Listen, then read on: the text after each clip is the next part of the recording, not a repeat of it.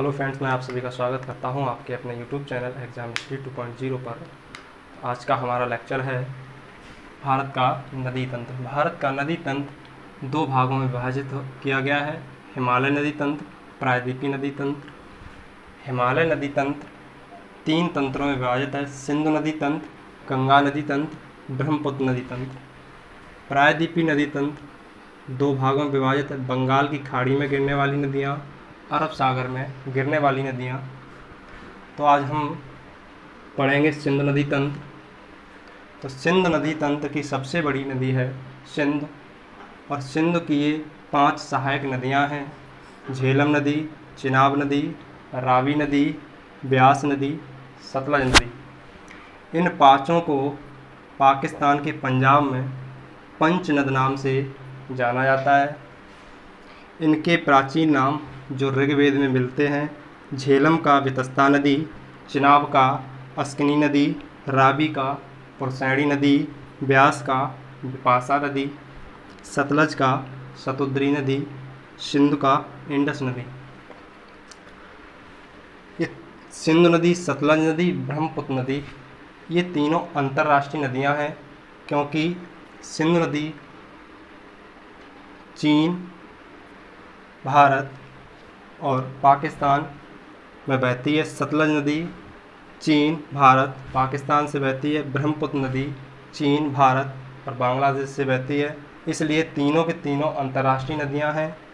सिंधु नदी, सतलज नदी, ब्रह्मपुत्र नदी ये हिमालय की पूर्वगामी नदियां कही जाती हैं, क्योंकि ये हिमालय से पहले बहती थीं और हिमालय का उत्थान हुआ। इन नदियों ने अपना रास्ता नहीं बदला और ये हिमालय को काटती गईं। सिंधु नदी ने सिंधु गार्ज का निर्माण किया।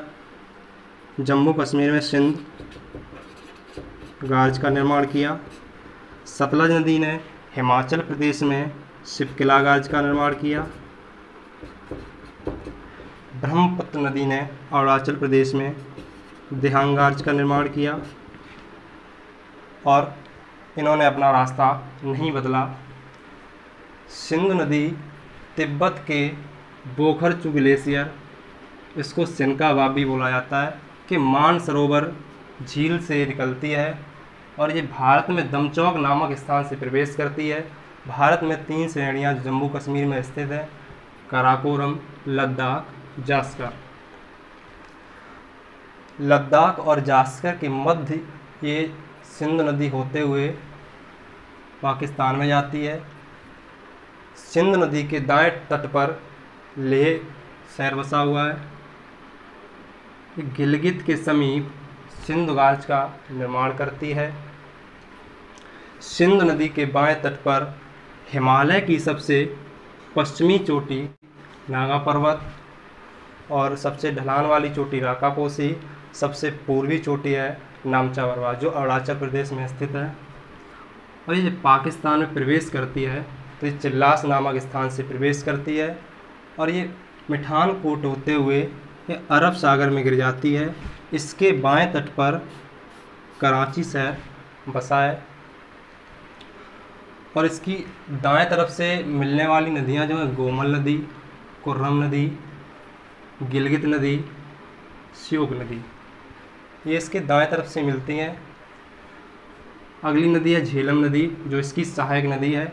झेलम नदी शेषनाग झील के समीप वैरीनाग झील से निकलती है और अनंतनाग से बारामूला तक ये नौकागम्य है, मतलब इसमें नौकाएं चलती रहती हैं। आगे ये सरपीला मार्ग में विसर्पण करती है, सरपीला मार्ग में बहती है और ये सरपीला मार्ग बहते बहते एक ये बूलर झील का निर्माण करती है। बूलर झील का निर्माण करती है जिसको मीठे पानी की झील कहा जाता है और ये बूलर झील गोखुर का उदाहरण है। बूलर झील गोखुर का उदाहरण है क्योंकि ये सरपीला मार्ग में विसर्पण कर रही है, तो यहाँ से ये ऐसे टर्न हो जाती है और ये इतना छोड़ देती है भाग, तो इस यही बन जाती है क्या, बूलर झील, और ये गोखुर का उदाहरण हो जाती है ऐसे। तो ये गोखुर का उदाहरण है। कि भारत और पाकिस्तान के मध्य अंतर्राष्ट्रीय सीमा रेखा बनाती हुई झेलम नदी झुंग नामक स्थान से झेलम नदी झुंग नामक स्थान पे चिनाब नदी में मिल जाती है। और इसी की एक सहायक नदी है नीलम नदी, जो पाकिस्तान से आती है नीलम नदी और झेलम में मिल जाती है, जिसको भारत में किशन गंगा के नाम से जाना जाता है। आगे हम बात करेंगे चिनाब नदी। चिनाब नदी जो है सिंधु नदी की सबसे बड़ी सहायक नदी है, जो हिमाचल प्रदेश के बारालाचारा दर्रे से निकलती है और ये हिमाचल प्रदेश और जम्मू कश्मीर के बॉर्डर पर संसारी नाला का निर्माण करती है। और इसी पर जम्मू कश्मीर में सलाल दुलस्ती बगलिहार परियोजनाएं हैं और ये पाकिस्तान होते हुए ये मिठानकोट में सिंधु नदी से मिल जाती है। आगे बात करेंगे रावी नदी की। रावी नदी हिमाचल प्रदेश के रोहतांग दर्रे से निकलती है और ये झेलम नदी से चिनाब नदी से झुंग नामक स्थान पर मिल जाती है। आगे करेंगे बात ब्यास नदी की। ब्यास नदी हिमाचल प्रदेश के रोहतांग दर्रे से निकलती है और ये सतलज नदी में कपूरथला हरके नामक जो पंजाब में स्थित है वहाँ मिल जाती है। और यहीं से एक नहर का निर्माण होता है, विश्व की सबसे बड़ी नहर इंदिरा गांधी नहर है, उसका यहाँ से निर्माण होता है। आगे हम बात करेंगे सतलज नदी। सतलज नदी मानसरोवर झील के समीप राकसताल या राक्षसताल भी इसको बोलते हैं, राकसताल या राक्षसताल से निकलती है और हिमाचल प्रदेश में जब प्रवेश करती है तो ये शिपकिला गार्ज का निर्माण करती है, शिपकिला गार्ज का निर्माण करती है। और शिपकिला गार्ज का निर्माण करने के बाद ये हिमाचल प्रदेश में इस पे भाखड़ा डैम और पंजाब में इस पे नांगल डैम है।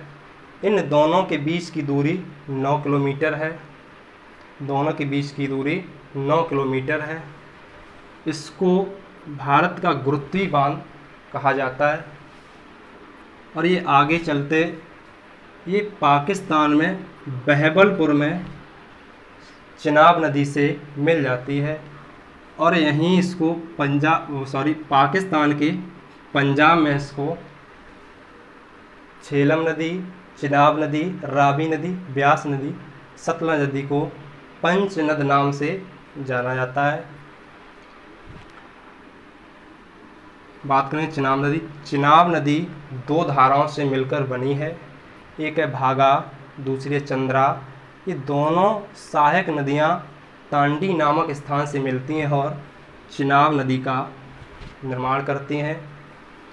रावी नदी 2 धाराओं से मिलकर बनी है, भादल नदी, तंतागिरी नदी, भादल नदी, तंतागिरी नदी। और ये दोनों की दोनों नदियाँ बड़ा भंगाल में मिलती हैं और रावी नदी का निर्माण करती हैं। आगे बात करेंगे हम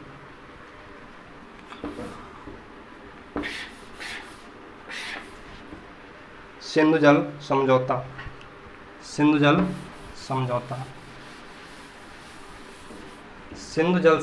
1960 में सिंधु जल समझौता 1960 में विश्व बैंक द्वारा कराया गया। विश्व बैंक द्वारा कराया गया। इस पे भारत की तरफ से पंडित जवाहरलाल नेहरू और पाकिस्तान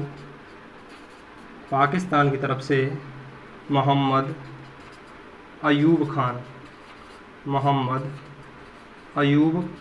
खान ने हस्ताक्षर किए। इस समझौते में था कि ऊपर जो 3 नदियां हैं सिंधु नदी, सिंधु नदी। दूसरी है झेलम नदी, झेलम नदी, चिनाब नदी। इन तीनों नदियों का जल 80% पाकिस्तान यूज़ करेगा, 20% भारत यूज़ करेगा। और ये नीचे की 3 नदियाँ रावी, ब्यास, सतलज। रावी, ब्यास, सतलज, इन 3 नदियों का 80% जल 80% जल भारत यूज़ करेगा, 20% जल पाकिस्तान यूज़ करेगा। तो ये सिंधु जल समझौता 1960 में हुआ था। तो देखते हैं, सिंधु नदी की कुल लंबाई 2880 किलोमीटर है, जो भारत में इसकी लंबाई है 1114 किलोमीटर। सिंधु नदी की कुल लंबाई 2880 किलोमीटर और भारत में इसकी लंबाई है 1114 किलोमीटर।